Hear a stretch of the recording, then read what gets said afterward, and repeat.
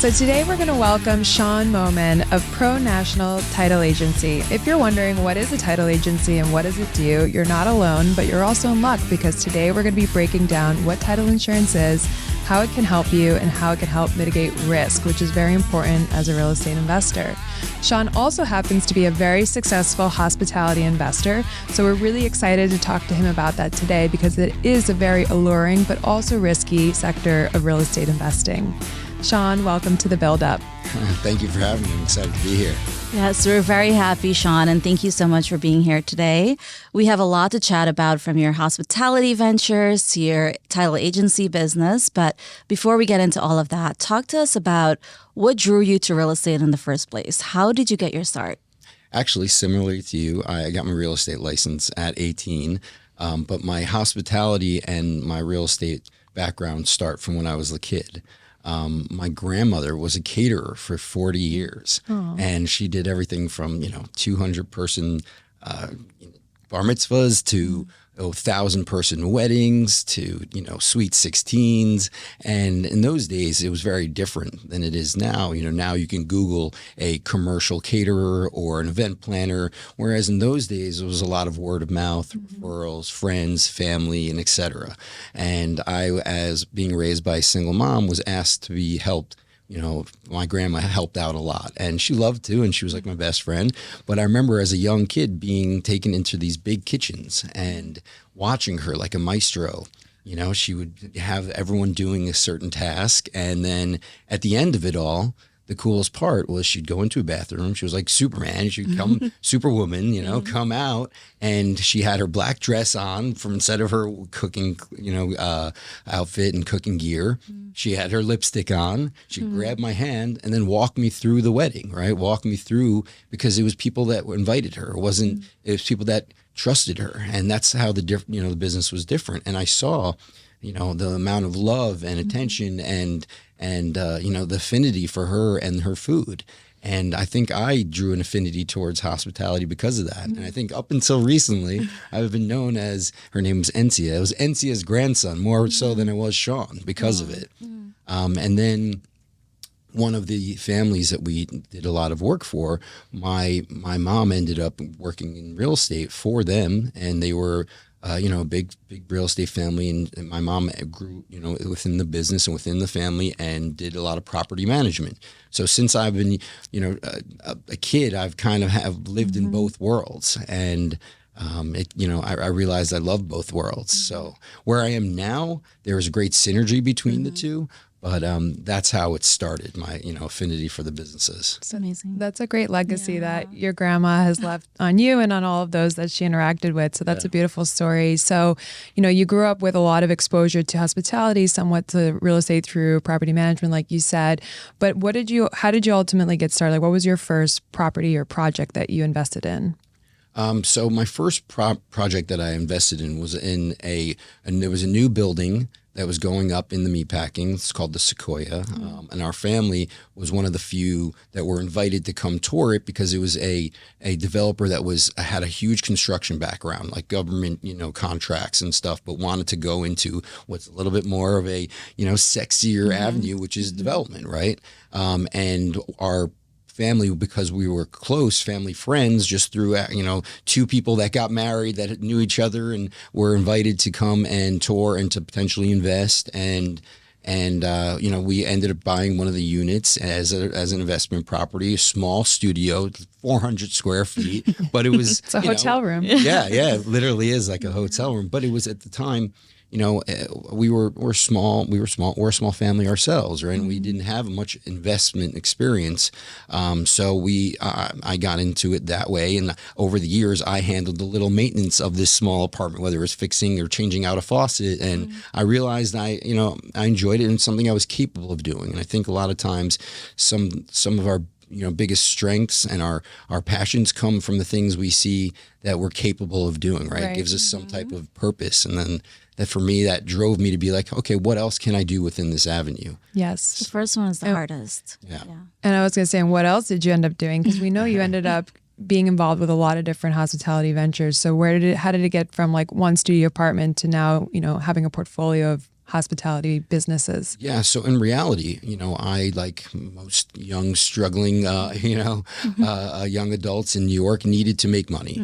And I started both by working in as like a bar back, a bartender, working my way up just in the business, and realizing that I really loved it because I had this affinity from the past, and saying, hey, what can I do to learn more? What opportunities will these restaurateurs give me to say, hey, you'd normally pay that person $80,000.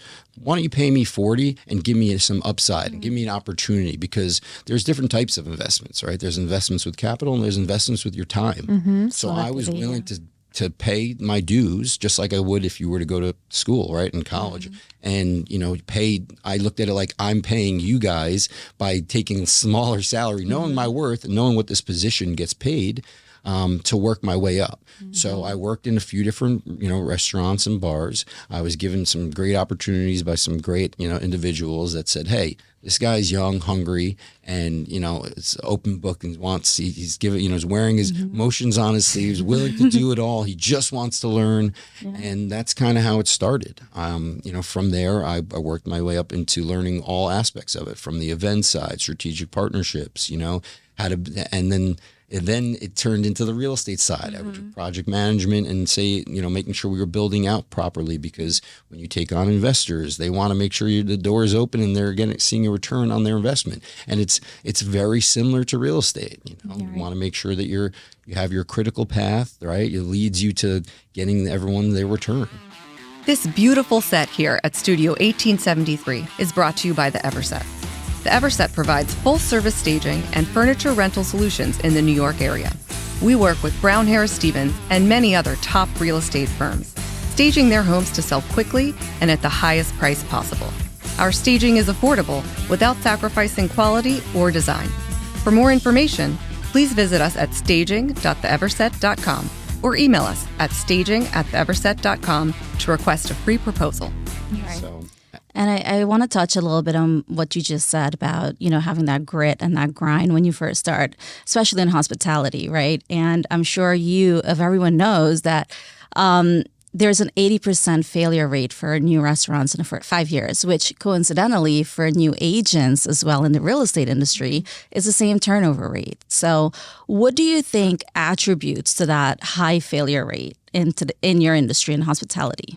Well, I think it's simple. I think it's two things. One, hard work, right? The harder you work, the more money you make. And that applies to both businesses. Like if you're in real estate, you can be successful because you're in control of your own destiny, right? You can say, hey, there's the agents that are like, oh, well, I love the business because of the flexibility of hours. But it's the other agents that say, I look at it like I can work all day and make, a great amount of money if I do so. I think a real entrepreneur doesn't look at it like I clock in, clock out. It's like I work all day, right? It's your lifestyle. Yeah, it's a lifestyle. So I think you're, as real estate professionals, that the ones that last in the business look at it like I live and breathe it, right? I live and breathe the business, and the same thing goes with the restaurateurs. The reason why the business is so difficult is because you're relying a lot on other people. Right? You're relying on other people that don't necessarily have skin in the game. They don't have an interest, financial interest. So if you're not living and breathing it, because like most great businesses, it trickles down from the top. They need to see, okay, that you're willing to sit there and roll up your sleeves and do the same tasks they are. And then they believe in you and they believe in the business, and then they become a part of the family. It's like most great businesses feel like family oriented, right? So I think a lot of those restaurants that fail are, one, people that are, don't have the experience and aren't willing to learn. They just have some money and want to come in and give it a shot, right? As a hobby, not a career, not a business. And I think the ones that are successful look at it like this is a career. Every restaurant, whether it's a 400 square foot coffee shop or a 40,000 square foot event space. So I think that's the main reasons, and the main reason for both businesses is that that's the amount and longer you're in it, the more money you make. The harder you work, the more money you make. Right. And I think you made a good point, right? A lot of people, they come in, they see it as this sexy sort of sector, real estate, luxury, in New York City, restaurants, right? But they don't look at it as a long-term business. For Candice and I, when we started, we sat down, we made a business plan and we worked towards it. We executed. But a lot of the agents we've seen, especially in our team that we've had turnovers to, right? They just don't have the grit and that integrity. So it's been really infuriating. Yeah, they want the instant gratification, which unfortunately this industry doesn't offer always. So, but about hospitality specifically, there's definitely certain risks that are outside of your control. You can work really hard, right? And still, find yourself kind of with your back against the wall. So what is it about hospitality and restaurants and bars that's like very unique? What are those unique risks to this very specific sector that you are always on the lookout for when you're in your own ventures? Right. So hospitality is interesting because you go into it with a specific concept, right? And you want to stay within your lane. But at the same time, you need to be able to adapt, right? Hospitality, similar to real estate, is a lot of numbers. It's just like, I'll give you a quick example. When you have a operating cost, right, you are doing that off projections. Projections turn into reality really quickly when you see your sales, right? Then you have to then adjust your operating costs by what your sales are. So for example, if you only did $10,000 in sales the prior week, you can't order $10,000 worth of Buddhism food, right? You have to save some for your other, major prime costs, which are your labor, right? On top of your cost of goods, food and alcohol, right? So you have to account for everything. So at the end of the day, it's really just being super organized and being able to adapt, whether that means working on it with a lean staff, not needing to have one person that, serves you your coffee, but also then another, bartender that's making you the drink. Have a barista that can handle bartending and making you your cappuccino. Yeah, of course. That's smart. Yeah, being nimble is important. And like you said, there's a lot of overlap between what we do and that's, we go through markets of expansion and also of contraction, and you need to be able to adjust your operating expenses, your approach, everything, through those different market cycles, because they're all outside of our control and they all affect us. So yeah, and absolutely. And on top of that marketing cycle, there's marketing as well, right? Yeah. Marketing is constantly evolving. Think about the real estate industry for real estate salespersons and agents and brokerages, right? The traditional path was like a New York Times ad, right? Now it might be having an influencer come in and take a video of your new listing or your new development project. Same thing with restaurants. They've gone through similar, evolutions of marketing and change, and you need to be willing to adapt. You need to be willing to say, okay, hey, how can we market now to the masses, right? Because think about it.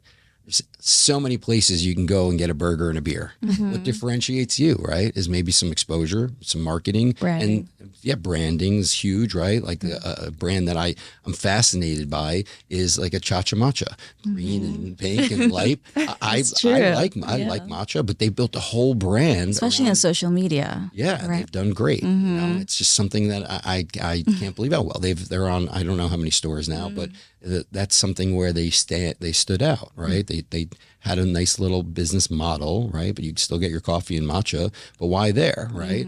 It's because of branding and marketing. Right. I mean, I'm guilty. I'm always like archiving everything on social media. And if I'm going to a new restaurant, I make sure I go on Instagram and look it up and I go down the rabbit holes. It's super important for branding.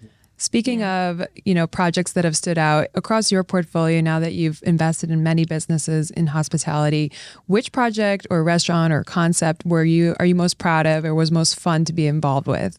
Wow. They've all been fun and interesting in their own ways, right? It's like, how do you pick between your kids? Which one's your favorite? It's some are different with different personalities. Some with, they've caused you the most joy, but also some of the most pain. Yeah, most stress. Some have made the most money, but were the biggest headaches. I think I'd probably have to go with Cobrix just because I was very young in my career as an entrepreneur and owner operator. In the past, I had invested a lot, but more passively. I did a lot of like front of house work. So I either worked for a group doing things like I would be on the events team, or I invested in specific restaurants and I kind of just sat in the background, enjoyed the perks of being an investor, partner, owner. Cobrix, it was kind of from the ground up. You know, we took over an old wine bar. It's called Ara Wine Bar, and we didn't know much about, you know, all the little details, right? They're from your staffing to liquor licenses to permits to construction, and it's really cool, right? Because you get to learn it that way. It's like any other business; you learn it by jumping both feet in, and it was a lot of fun. I think it was also because of the group I was with, you know, and that's probably a big piece of advice I'd give to real estate professionals and professionals in general is pick your partners wisely and you know and make sure. You two seem to be amazing, you know. But yeah, we've been married for 10 years. Yeah, exactly, because that's what it is. You start as dating and it ends up becoming a marriage.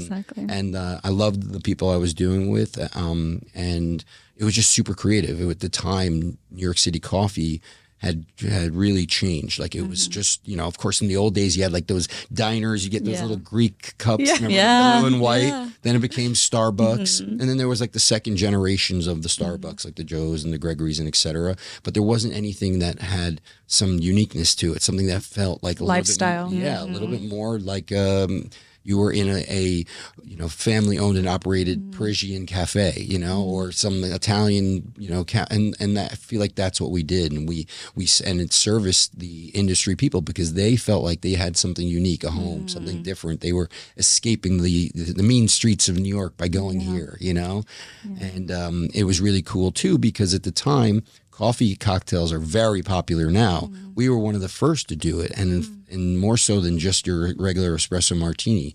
We were coffee and cafe by day, and then we had a speakeasy side, which was like a 1920s prohibition style place where your cocktails or our specialty cocktails were coffee infused cocktails, a coffee Negroni, a coffee old fashioned, of course the espresso martinis, a Mexican version one where we called it the Mexican jump beam, so it had tequila, you know, little things like that. And it was really my first true baby that, you know, I love and will always probably, you know, be the biggest part of my heart in the hospitality world. So we're still going, still operating now, 10 years later. 10 years, wow. Congrats. Yeah, in one of the most, you know, transformative neighborhoods of Manhattan. Meatpacking has changed tremendously.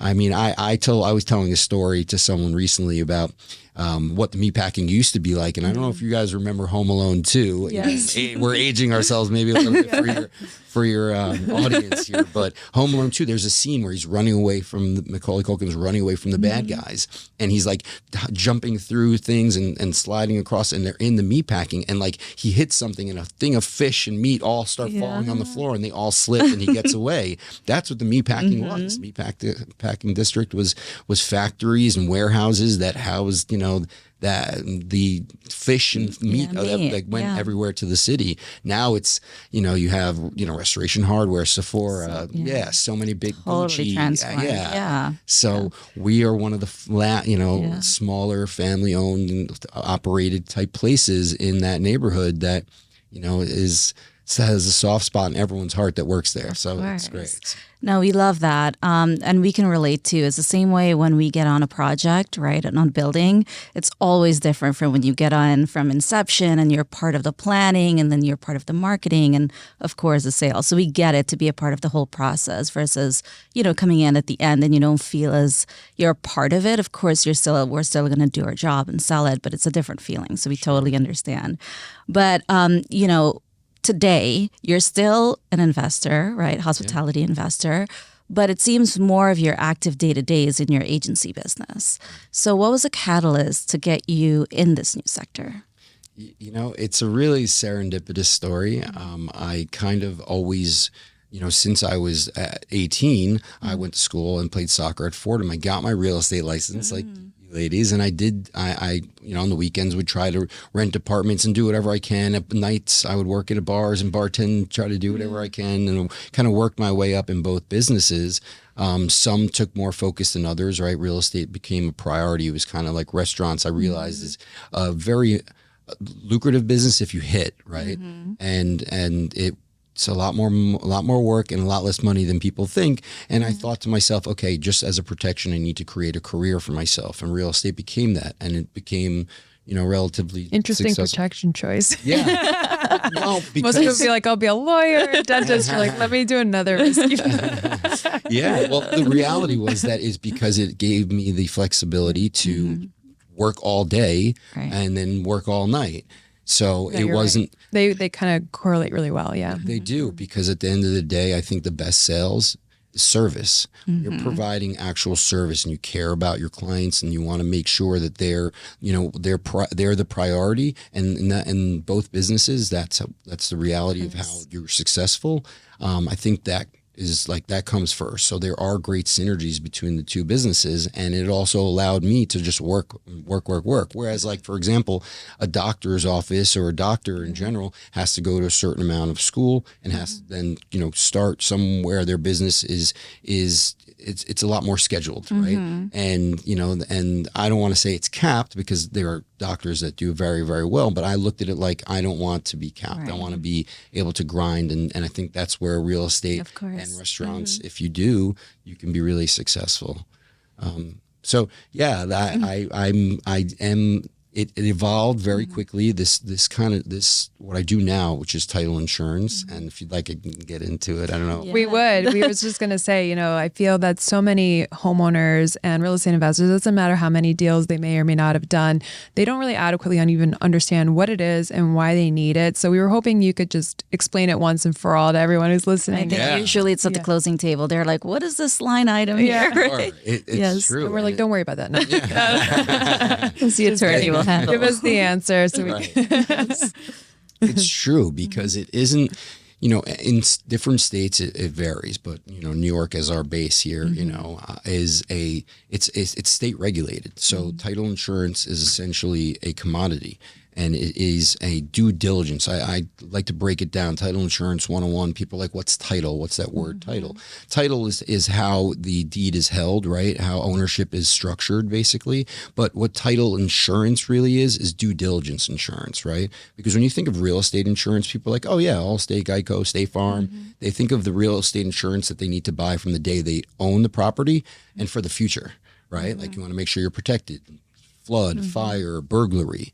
Right. And the reality is, how do you know you're not inheriting any issues from a property that you buy, whether it's an investment property or your home, from the past? Right. How do you know it's the rightful person selling you the property?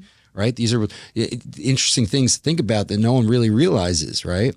So title insurance is due diligence insurance. And what we do is we basically do a background check on the property and the individual selling it to you, and making sure that your buyers, right, for your that you represent for their new homes or for their investment properties, aren't inheriting any encumbrance of any kind, anything that may hinder their ownership rights, whether it's a lien, open permit, violation, basically headaches, right? And that's something that's part of the process that people don't realize is super important, because it's not something they're usually dealing with. You guys are, as agents, are handling a lot. You're more than just real estate brokers. You're therapists, you're firefighters. You're dealing with a lot of those things, where I always say it's important to have someone in the title side that represents you, that has your best interests and can do a lot of that legwork for you, is similar to how you would have a mortgage banker, right? You'd call your go-to mortgage banker, hey, can we get them financed? What do we need? What are you working through? What issues or what paperwork can we get signed, and so that we can expedite this? It's the same thing with title. And you'll commonly hear the attorneys and the mortgage bankers blame the title. Oh, we're waiting to hear back from something from title. We've heard that. We're waiting on a title issue, or we're waiting to hear back, regarding this title satisfaction, and et cetera. So it really is just a due diligence, part of the due diligence process. And then once we provide you that report, your attorneys and you guys review it and make sure there's no issues that, that your potential buyer can, inherit. That's when we give you an insurance policy that protects you, so that from the day you buy the property, your buyers buy it, they have a protection for the life of their ownership, whether it's 1 year, 100 years, they are protected by a company like mine. And because it's state regulated, there's great synergies with the hospitality world, because what differentiates someone that you're working with in title insurance, if the cost is the same, right? And that's being able to service, right? Like, and all I always say, like the most important thing is to service well, and then of course referrals and relationships. And then the last thing is perks, right? You want to work with someone you like, that you can enjoy, that you can have a good time with, that you can, share a coffee or a cocktail with. At Cobrix. At Cobrix, there you go. But that's basically what title insurance is. It's people just don't realize they have to deal with it because it's not as common practice. But for the real estate professionals that want to get out ahead of these issues, it's great to have your own real estate contact like me. So let me know if you need anything in terms of title, and that way you can do your due diligence properly. Like, let's say you're selling a property, a listing. Most of these things come up at closing, and all that does is delay your process, delays the closing. And the most important thing we have in our lives is our time and our energy. Right. So you can do a search and figure out if there's any title issues that may come up. Get ahead of it. Get ahead of it. You broke it down really, really well and articulately, like it's clear why now it's such an important part of the process. And because I guess most of the time, I mean, a lot of properties are, have free and clear title. And so, if you're buying a property that has that, you kind of like, what did I need that for? And everything's fine. But when it's not the case, then they're like, oh, this is why I have it. So like, do you have a recent example or just one story that stands out of something that had come up that, kind of shocked everyone involved? And they're like, wow, we're really glad that, we went through this process. Yeah. Well, the truth is that even though there's free and clear title, that you don't know what might come up after. True. Right? Like, you do get a report back and it says it's free and clear. Things may come up a year or two later. Someone, like, for example, might say, hey, that was my nephew. He didn't have the right to sell that house. He was on the deed, but we have a side agreement here. And, something like along those lines. We have a partnership agreement where I have some interest in it and he needed my approval to sell, something like that. Yeah. So even though there's free and clear title, things may arise from the past. And if the title company didn't do their due diligence properly, we would then go defend that buyer, right? And against this potential seller or whoever, right, that would come out and say, hey, I have a claim against your title. That's good to know. And that's what the title insurance company does, right? We defend it. We then go to court if we have to. We settle if we have to. We make the payout if we have to. It doesn't happen often, right? But because it can happen. It can That's happen the whole because point of insurance, right? Yeah, exactly. You have been investing in different sectors of real estate, so very dynamic. So what advice would you give someone who is trying to get started in real estate from a holistic point of view? It's a good question. I think it's looking internal, right? The truth is, I think your biggest motivators are when you do something that brings you joy. So I think real estate falls in that same category. Of course, we're all driven by, being profitable and making money, right? But I think when you do something you enjoy, and I know it's a very cliche, statement, but when you do something you enjoy, the money comes. And I think real estate investment's the same. So a few of my investments have been based off of things I like doing. So like some of my investments I've made are Airbnb properties, right? I like to travel. So I like the opportunity to have the ability to, one, use the units, right? For my own, self-enjoyment, right? It's I love to travel. So why not have a place where that I can monetize when I'm not looking to travel, right? And I think other people look at that too, like, hey, it's an opportunity to have an investment property where actually the margins are really high and sometimes even more lucrative than having a stable, sometimes long-term rental, right? But of course, it comes with more headache and more management. And you have to be able to, more risk as well, right? You can end up sitting empty for a while. But that's part of like some of the things I've invested in because I enjoyed it. I found myself, hey, I'm going on Airbnb and paying for Airbnbs. Why not, invest in an Airbnb or two, right? Fix it up the way I like it and then have it as a home that I would see myself renting if I was to travel to one of these areas. And then another investment I have, so like, for example, I'm a partner in a building that has a great retail location. The retail there is one large restaurant on the corner with the outdoor patio, and then two smaller ones, right? One's like a little cafe and one's we're working on as like a little slice shop. But the point is that I found myself being so interested in the retail and seeing the upside in it that because of my restaurant background, that I'm like, you know what, this is something worth me investing in because I see the return is there. I love, I want to fix up the apartments and, I'm not doing the day-to-day of that, but I'm working with the group that is, and I invested in it because I could see myself being like, if I worst case scenario, I would take this restaurant. So if I felt so, excited about something like that, I think that, and of course, at the end of the day, like all businesses, it comes down to the numbers too. But like most, investments, you need to be able to have a vision of the upside.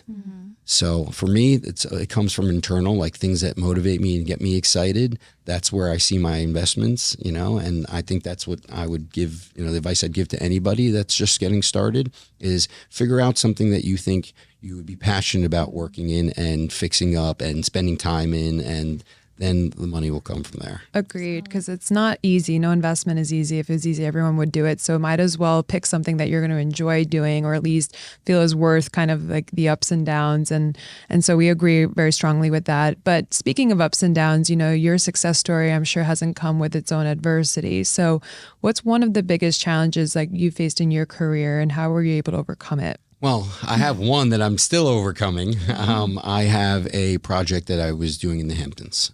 It's building a almost 6,000 square foot house. And like I said earlier, pick your partners, wisely. If you get something off track, and it's like anything else in our business, whether it's from day to day scheduling to a construction schedule from a ground up home, if a few months here and there, a few weeks even, sometimes even a few days can make the difference between the major, margins for yourself. Like you're talking about every one of these investments, a difference between a 10% profit and a 20% profit is something that, people spend a year or two on. And so one of the things I've been dealing with is learning a major part of ground up development and the headaches and timeline and permitting. I've had to overcome a lot of stresses, and it's similar to my restaurant business is managing expectations of myself, my investor, and also the people that you engage, whether it's a contractor, the pool guy, electrician, plumber. It's been very, very difficult and stressful. And it very quickly can go to being what lucrative and profitable to being a stale and bad investment. And it's funny because I use this quote a lot. That's a Harry Macklowe quote. Sometimes he said it well. He said it really well. The Harry Macklowe quote that that I love to use is, he said, "I've never done a bad deal, only had bad timing." And for me, that's what this Hamptons project's been like. I bought when the market was shifting, right, and on fire towards like the end of COVID, and then interest rates have gone up. The market's calmed down and cooled off completely. And even though inventory is low in the Hamptons, the products are great. So if you can't keep up with the rest of the product, and if your buyer's market is shrunk because a lot of them aren't buying now because of interest rates, then you really have a difficult time. So if your project is off schedule and you can't deliver something, because you can show with renderings, right? You can market and advertise, but for me, it's been a major headache, and I'm still overcoming it. So I'll let you know. Yeah. Come back for the next podcast. Well, thanks for sharing that, because I think that not everyone's willing to be vulnerable and open up about, what they maybe aren't or what they're navigating right now that isn't so proud, that they're not so proud of. And so thanks for sharing that, because again, we've all gone through that. We've all had things that haven't worked well, and people need to hear more about that, because it just normalizes that this is very much part of being an investor, is that not everything is going to go your way, and you just need to be prepared for that. And that's why we have this whole show, is to try to educate and try to mitigate risk as much as you can, but there's still always going to be some amount of risk and that you can't control. So. Absolutely. And of course it's scary, right? When you're working with whether it's with investors or your own, money that you spent years to save, it becomes very, very, very scary. Yes. Right. But at the same time, there's always value in those failures too. Yes. You gain a lot of knowledge, right? From all that craziness and confusion, you gain clarity. You see what worked, what didn't, and what you want, what you don't want, what you like, Yes. So for me, whether it's been the restaurants, and I've had some where you could literally light money on fire, and it would have been faster with the restaurant. It was that bad, That happens. It happens. But I learned a lot from that process, and I'm learning a lot from this process too. Like there's, like I said, you got to pick your partnerships wisely, whether it's a GC that you work with, right? Whether it's an investor, a partner, or an operator. These things all really matter. And sometimes, unfortunately, we learn the most through our hardships. Well, that's it. You reframe it from failure to lessons, right? So absolutely. And that's why we like to always ask about that, because we feel like that's where you really learn the most, like you said. So we just really appreciate so much you joining us, for all that you shared, all your insights, the good, the bad, the ugly, everything in between. And we just can't wait to continue following your journey, see what happens in the Hamptons. Yeah. Thank you for being with us today. Shaun. This has been great. Thank you for having me. It's been awesome. What do you really need to know about buying or selling a home? First, it's serious business. And it's complicated. There's a lot of money on the table, and emotion too. You need an agent who knows the ropes. So, whether you're buying or selling your home, work with professionals who have a mastery of the craft. So what did you think about that interview? I thought it was great. It's always great to have Shaun around. We've had a lot of, fun times with him, but it was great to hear his whole story. And especially with the restaurant business, right? Because it's very glamorous, very sexy. A lot of people get into it, similar to real estate. Yeah. A lot of people get into it just for the glitz and the glam, but they don't really have that equity and that, grit that you really need to succeed. And I think it was really interesting to hear about the challenges, because we recently read this article, and you and I were talking before the show about, how we've seen a lot of new restaurants opening, but, we've also heard about a lot of the challenges, especially hearing it straight from the horse's mouth from Shaun, right? So that was interesting. Yeah. So as you said, new restaurant openings is up 6% year over year, which is actually really positive to see. I mean, it was less than where it was the year prior, which had grown by 10%. But nonetheless, we are seeing more restaurants opening year over year. So that's obviously initially you think is a positive, but, it's not always, what it looks like at the face value. Yeah, but what's really fascinating is that this growth is just a very small segment of the restaurant business. So things like dessert, that's a major part of it. It's grown 52%. So you're seeing things like desserts, like donut shops, ice shave shops, which is quite interesting, especially here in New York. But yeah, that's been the increase. And also pop-up has been really, really a big part of it as well. Yeah, I mean, it's not surprising. I think in general with retail and obviously restaurants, moving towards more experimental and experiential has really been more successful. And again, pop-ups are such a great strategy because it allows entrepreneurs to test an idea without making such a big financial investment, and they start to get, some traction, and from there they can roll over into maybe a more permanent setup. So it makes a lot of sense that pop-ups is a big part of what we're seeing growing. Yeah, and also dessert too, just like thinking, Instagram has been great with that. A lot of people have been doing like all these, like you said, experiential sort of marketing. So a lot of people have been taking photos and posting it online. So that's been really, I think that's what's really driving just like this popularity in the dessert sphere. Because I myself, like sometimes I'm like, okay, I want one of those like ice cream bars, right? Because they look so cool online, and they got me. But for sure. I mean, like obviously, again, social media has been a big driver for some of these more lifestyle or experiential type restaurants and pop-ups. But overall, though, what I think was really interesting is that, while it's predicted that this year the restaurant industry will see 1.1 trillion in sales, which is up by 5.4% from the year before. But what's really interesting is that with all this growth and tons of new sales in this industry, only 27% of these restaurants predict that they'll be more profitable than the year prior. So only a very small percentage of restaurants are actually seeing more profitability. And of course, this is really a function of having such high operating costs and, labor costs, things like that. So it's really been eating into a lot of the profit margins for these restaurants. Right. Like food costs, like you mentioned, labor costs, but also you have to remember also there's hybrid work, right? Not a lot of people have been coming back and there's not a lot of foot traffic, but these are all the things that are really attributing to all of these closures as well. Yeah, for sure. I mean, there's always going to be demand for trendy restaurants in lively areas. But again, that's a very small part of the market. And so it is putting a lot of pressure on the industry overall. Right. And, just like from a real estate perspective, this is really what the investors and real estate developers really need to look at, because it does impact profitability, but also this is also going to impact, people wanting to lease restaurants. So that's something that investors definitely have to take a look at. Yeah. So, I mean, in conclusion, restaurant openings are booming, but understanding the underlying challenges and really where the market is going is super important, as an investor and as an operator. So these are really important trends to track and, and to continue to track in the future. And also, too, not just every restaurant is booming, right? Just that specific sphere. So we kind of have to take a look at that. Yeah. It's good to really analyze the market. If you're going to, like you said, be a developer, we're just going to have some kind of a restaurant or food and beverage, tenant in it, really understanding the market is going to set you up for more success as an investor. Exactly. This episode is presented by Brown Harris Stevens. If you enjoyed this conversation, please follow us, subscribe, and tune in next time on The Build Up.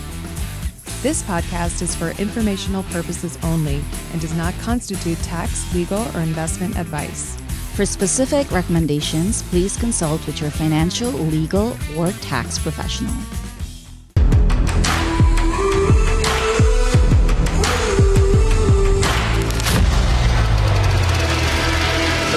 Or always leaves your text on red. Leaves your text on red. Built the corporate group with $1,000 loan. Tell us a little bit about how you actually came from. Welcome to The Build Up, John Roa. Thanks for having me. We're coming to you here from Studio 1873. It's not 57% over $2.7 million. So then, cheers.